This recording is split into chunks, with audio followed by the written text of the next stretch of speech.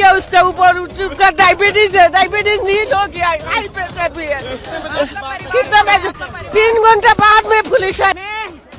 RSS में हूँ, मैं आरएसएस की कार्यकर्ता हूँ, पर आज मेरा यह हाल यही था। मरते मरते लोग बचे। हम महाराष्ट्र से आए, हमारा पैसा खो गया, हमारे कपड़े खो गए। हम 8 से 10 करोड़ श्रद्धालु इस समय प्रयागराज के अंदर मौजूद है। कल भी 5.5 करोड़ श्रद्धालु जनों ने महाकुंभ का स्नान किया था। ये जो भारी दबाव श्रद्धालु जनों के कारण और श्रद्धालुओं के संगम नोच पर जाने के कारण वहाँ पर एक बना हुआ है, लेकिन पूरा प्रशासन मौके पे वहाँ मौजूद है।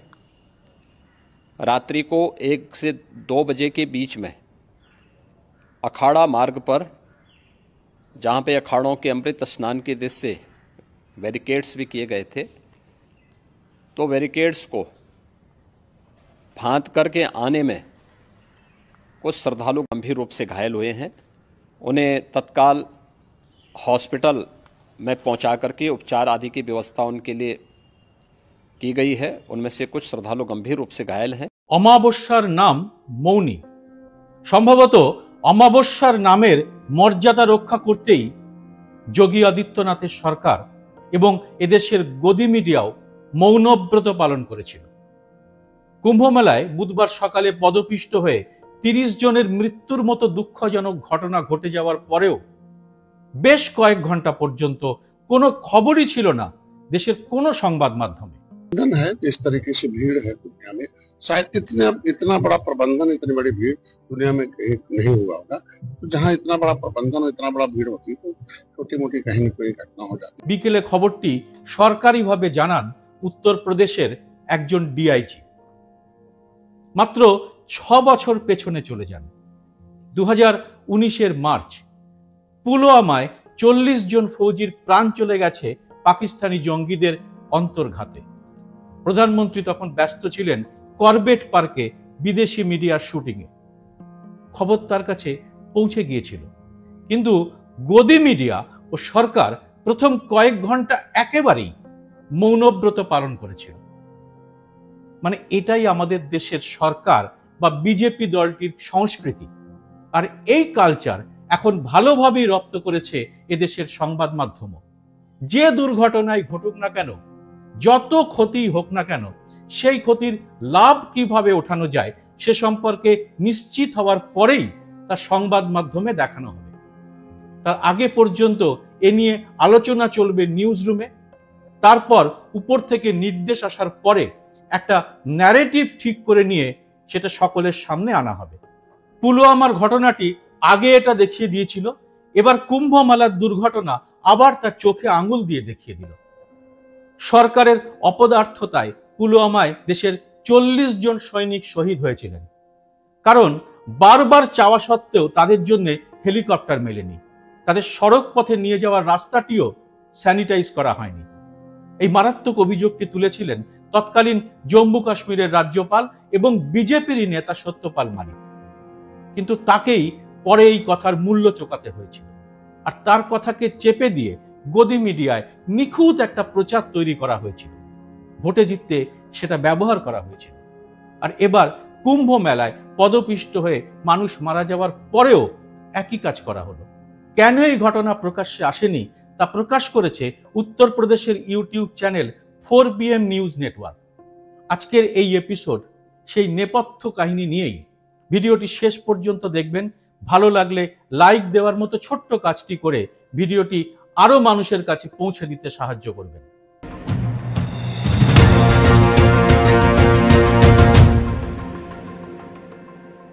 নমস্কার, সবাইকে স্বাগত।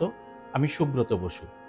প্রথমেই সরাসরি আসি খবর না প্রকাশ করার এই নেপথ্য ঘটনাটিতে, তারপরে আসবো এর বিশ্লেষণে। কুম্ভ মেলায় বুধবার সকালে যখন এই দুর্ঘটনাটি ঘটে, তখন মৌনী অমাবস্যায় কুম্ভ মেলার বিখ্যাত আখাড়া পরিষদের সাধু সন্তরা স্নান করেননি। তাদের স্নান না করা পর্যন্ত সরকার খবরটা চেপে রেখেছিল। মিডিয়ার কাজ খবর প্রকাশ করা, কিন্তু মিডিয়া তো এই মুহূর্তে সরকারের প্রচার যন্ত্র। সরকারের ভয় ছিল আখাড়ার সাধু সন্তরা যদি এই খবর পেয়ে যাওয়ার পরে স্নান না করেন তাহলে সমূহ বিপদ, এতে মেলার মহিমা ম্লান হয়ে যাবে। এতদিনের ঢক্কা নিনাদ প্রচার সবটাই তাহলে মাঠে মারা যাবে। এই খবর 4 PM নিউজ নেটওয়ার্কের সঞ্জয় সিংয়ের। গত বছর জানুয়ারিতে ছিল রাম মন্দির প্রতিষ্ঠা উপলক্ষে ভোটের প্রচারের সুবর্ণ সুযোগ। মন্দিরের কাঠামো পুরো নির্মাণ তখনও হয়নি, বাকি রয়েছে মন্দিরের চূড়া তৈরির কাজ। সনাতন হিন্দু ধর্মের সর্বোচ্চ পদ 4 জন শঙ্করাচার্যের প্রবল আপত্তি ছিল অসমাপ্ত মন্দিরের উদ্বোধন নিয়ে। তারা সে কথা প্রকাশ্যে জানিয়েও ছিলেন। যোশী মঠের শঙ্করাচার্য সরব হয়েছিলেন খোদ মোদির বিরুদ্ধেই। কিন্তু তখন সামনেই ছিল ভোট, অগত্যা শঙ্করাচার্যদের বাদ দিয়েই তড়িঘড়ি রাম মন্দিরের উদ্বোধন করেন মোদি। কিন্তু কুম্ভ মেলার নির্ঘণ্ট তো আর মোদি সরকারের হাতে নেই। পাঁজিপুতির দিনক্ষণ মেনেই এই মেলার আয়োজন করা হয়। বহু প্রাচীন এই মেলার সঙ্গে জড়িয়ে রয়েছে সাধারণ ভারতবাসীর ধর্মীয় এবং সাংস্কৃতিক আবেগ। এক তো পৃথিবীর সবচেয়ে বড় জমায়েত বলা হয় কুম্ভকে, দ্বিতীয়ত এই মেলার বৈশিষ্ট্যের মধ্যে পড়ে নাগা সন্ন্যাসী এবং বিভিন্ন আখাড়া। প্রয়াগের সঙ্গমে এই মেলাকে একসময় বলা হতো স্নান উৎসব। বুঝতেই পারছেন, এখনকার মতো কোনো প্রচারের সুযোগ তখন ছিল না। আমি 200-400 বছর আগেকার কথা বলছি। এদেশের ধর্মীয় আবেগের মধ্যে যে একটা চুম্বকের শক্তি ছিল, সেই শক্তিতে বলীয়ান ছিল এই মেলা। সংগঠিতভাবে কোনো কিছুই করতে হতো না, অথচ নির্দিষ্ট সময় পর পর ঠিক এই মেলা সংগঠিত হতো নিজের নিয়মেই। হাজারে হাজারে লাখে লাখে মানুষ প্রচারের জোরে নন, নিজেরাই এসে উপস্থিত হতেন এই মেলায়। এই মেলায় আসার জন্য কাউকে কখনো আমন্ত্রণের প্রয়োজনই পড়তো না। কোনো সরকার, কোনো রাজনৈতিক দল বা কোনো ধর্মীয় সংগঠনেরও দরকার হতো না। কারণ আমাদের দেশের ধর্মীয় শক্তির মধ্যে যে একটা চুম্বকের টান আছে তা বুঝতে পারলেও কোনো রাজনৈতিক দলই তা ভোটের জন্য ব্যবহার করতে চায়নি। এই মেলার মধ্যে যে এক স্বতঃস্ফূর্ততা রয়েছে তা প্রথমেই টের পেয়েছিল এদেশে আসা ব্রিটিশরা। তারা ফিরিঙ্গি, ধর্মে খ্রিস্টান। ইতিহাস বলছে 1868 সালে তারাই প্রথম এই অপূর্ব জমায়েতকে সংগঠিত রূপ দেয়। তারা অবশ্য হিন্দু সমাজের প্রতিনিধিদের সামনে রেখেই বিষয়টা করেছিল, কিন্তু কখনো এই মেলাকে নিজেদের প্রচারের স্বার্থ সিদ্ধির মাধ্যম করেনি। এমনকি ঘোরতর বণিক হলেও তারা কিন্তু কারবারের জন্য মেলাকে ব্যবহার করার কথা ভাবেনি। মোদী সরকার আসার আগে বিজেপির অটল বিহারী বাজপেয়ী সরকারও এটা করেনি। উত্তরপ্রদেশেও বিজেপি সরকার ছিল। প্রতিটি সরকারের মতো তারাও মেলা সংগঠিত করেছে, কিন্তু ভোটের প্রচারের মতো করে কুম্ভ মেলাকে একটা ইভেন্টে পরিণত করার দুঃসাহস কেউ কখনো দেখায়নি। এবারের এই মেলা সেদিক থেকে অনন্য। এবারেই আমরা প্রথম দেখলাম মেলার 1 মাস আগে থেকে গোটা দেশ, এমনকি কলকাতা শহর জুড়েও ইভেন্ট ম্যানেজমেন্ট সংস্থা এবং বিজ্ঞাপন সংস্থার লাগানো কাট আউট, যাতে বিরাজ করছেন যোগী আদিত্যনাথ, যেন তিনিই আয়োজন করছেন এই মেলার। যোগী আদিত্যনাথ এই দুঃসাহসটি এবার দেখিয়েছেন। রাম মন্দির প্রতিষ্ঠার সময় তিনি পিছিয়ে পড়েছিলেন মোদির থেকে। তখন ছিল লোকসভার ভোট, সামনে থেকে নেতৃত্ব দিয়েছিলেন প্রধানমন্ত্রী নরেন্দ্র মোদী। ওই আক্ষেপ মিটিয়ে নিতে যোগী আদিত্যনাথ এক নতুন প্রথা চালু করলেন। তিনি সমাজের বিভিন্ন স্তরের বিশিষ্টদের নিজের হাতে আমন্ত্রণ পাঠিয়েছেন। ভাবুন খেলাটা কোথায় হচ্ছে, কিসের আমন্ত্রণ? কুম্ভ মেলায় বিশেষ স্নানের আমন্ত্রণ। যে মেলার সঙ্গে কোটি কোটি মানুষের আবেগ জড়িয়ে রয়েছে, তারা নিজেরাই স্বতঃস্ফূর্তভাবে মেলায় আসেন। যোগী আদিত্যনাথ বিশিষ্টজনদের নিমন্ত্রণ করে তাদের মধ্যে পরিষ্কার দুটো ভাগ করে দিলেন।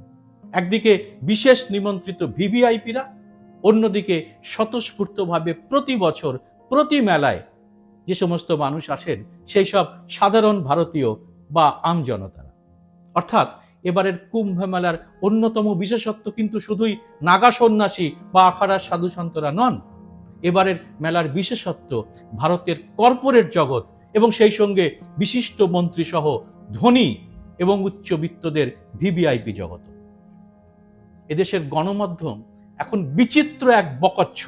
সাংবাদিক হিসেবে একটি মেলার খুঁটিনাটি যা যা কভার করা দরকার তারা করে না। সংবাদ মাধ্যম এবার ব্যস্ত দেশের স্বরাষ্ট্রমন্ত্রী এবং প্রতিরক্ষা মন্ত্রীর স্নান দৃশ্য দেখানোর কাজে।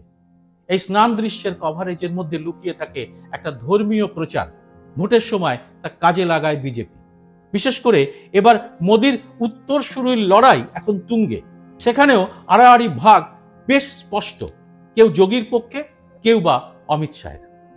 উত্তরপ্রদেশের মুখ্যমন্ত্রী নিজেই স্বয়ং একজন গেরুয়াধারী সন্ন্যাসী, অথচ কুম্ভ মেলার সঙ্গে আম ভারতীয়ের মেলবন্ধনের ব্যাপারটি, বলা যায় মেলার ধর্মীয় বিষয়টি এবার চলে গিয়েছে পেছনের সারিতে।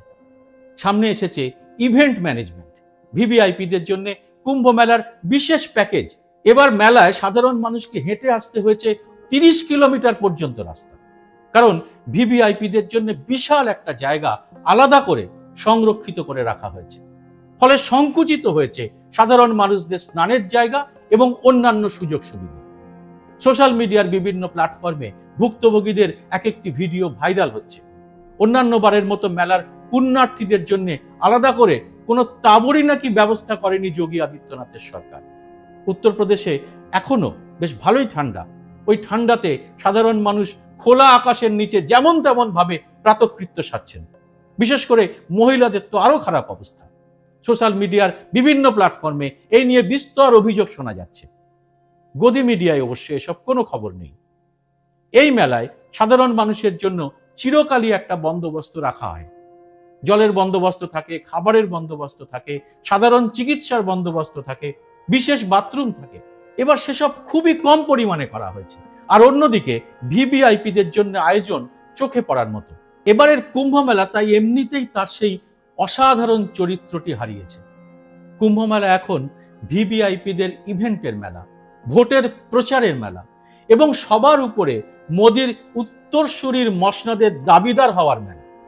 সেদিন দেখলাম সেই ভিআইপিদের একজন অনিল আম্বানি, বিতর্কিত কর্পোরেট, মোদি সরকারের নতুন আইনের সুবিধে নিয়ে যা লক্ষ কোটি টাকা রাইট অফ করে দেয় সরকার, তিনিও চলে এসেছেন কুম্ভর জলে স্নান করে পুণ্য অর্জন করতে। আর তাকে দেয়া হচ্ছে ভিভিআইপি ট্রিটমেন্ট। এবারের কুম্ভ মেলাকে তাই সার্থক ইভেন্টে পরিণত করার জন্য প্রথম থেকেই রেকর্ড সংখ্যক মানুষের হাজিরাকে টার্গেট করা হয়েছে। এমনও বলা হচ্ছে যে এদেশের 30% মানুষই নাকি কুম্ভ মেলায় যাচ্ছেন। বলা হচ্ছে 9 কোটির উপর মানুষ স্নান করেছেন। এমন বড় ইভেন্টের পেছনে যে কোটি কোটি টাকা লেনদেন হচ্ছে তা কি কখনো প্রকাশ্যে আনবে আমাদের যোগী সরকার? এত কোটি কোটি টাকার উৎস কি? এখানে ইনভেস্ট কারা করছে? লাভবান কারা হচ্ছে? কখনো জানা যাবে এসব তথ্য? কে জানাবে? কোনো মিডিয়ার কি সাধ্য হবে? এত কোটি কোটি মানুষের কথা সরল অঙ্কের মতো করে বলা হচ্ছে, অথচ পদপিষ্ট হওয়ার মতো এমন দুর্ঘটনার পরে ঠিক কতজন মারা গেছেন তার খবর পরের 24 ঘন্টাতেও স্পষ্ট হয়নি। সঠিক সংখ্যা বলার মতো অবস্থাতেই নেই যোগী আদিত্যনাথের ইভেন্ট ম্যানেজমেন্ট সরকার। সেখানে মৃত্যু নিয়ে মানুষকে ব্রিফ করেন একজন পুলিশ কর্তা, যেন এটা অতি মামুলি একটা ঘটনা। আপনারা যারা গদি মিডিয়া দেখেন একটু খেয়াল করে দেখুন, ইতিমধ্যেই এই মিডিয়া প্রচার শুরু করে দিয়েছে কুম্ভ মেলায় এরকম পদপিষ্ট হওয়ার ঘটনাটা এই প্রথম নয়। গদি মিডিয়া এখন কুম্ভ মেলার ইতিহাস ছেড়ে সেখানে পদপিষ্ট হওয়ার ইতিহাস দেখাচ্ছে, কারণ সরকার সেটাই চায়। মেলায় এমন মৃত্যুর ঘটনা স্বাভাবিক বলেই জানুক দেশের মানুষ, আর এতে কোনো প্রশ্ন উঠবে না যোগী সরকারের দিকে। কিন্তু কুম্ভ মেলার সঙ্গে তো জড়িয়ে রয়েছে সাধারণ মানুষের আবেগ। সেই আবেগকে নিয়ে ছিনিমিনি খেলা, মেলাকে ইভেন্টে পরিণত করার রাজনীতি, কোনো কিছুই কিন্তু আর চোখের আড়ালে থাকছে না। আর এটাই কি বড় বিপদ গদি মিডিয়া আর যোগী সরকারের কাছে? জবাব দেবেন আপনারা কমেন্ট বক্সে। ভিডিওটি ভালো লাগলে লাইক ও শেয়ার করবেন সবার কাছে, কারণ ইউটিউবের অ্যালগরিদম এসব সিরিয়াস ভিডিও সবার কাছে তুলে ধরে না। আর সেজন্য চ্যানেলটি সাবস্ক্রাইব করে নোটিফিকেশন বেলটি চালু করে রাখতে ভুলবেন না। আর অ্যালগরিদমের চক্কর থেকে মুক্তি পেতে এবং স্বাধীন সাংবাদিকতার পাশে থাকতে মাসে মাত্র 29 টাকা দিয়ে চ্যানেলের মেম্বারশিপ নিতে পারেন। এতে আমার সব ভিডিওই আপনার কাছে সবার আগে পৌঁছে যাবে। জয় হিন্দ, সত্যমেব জয়তে।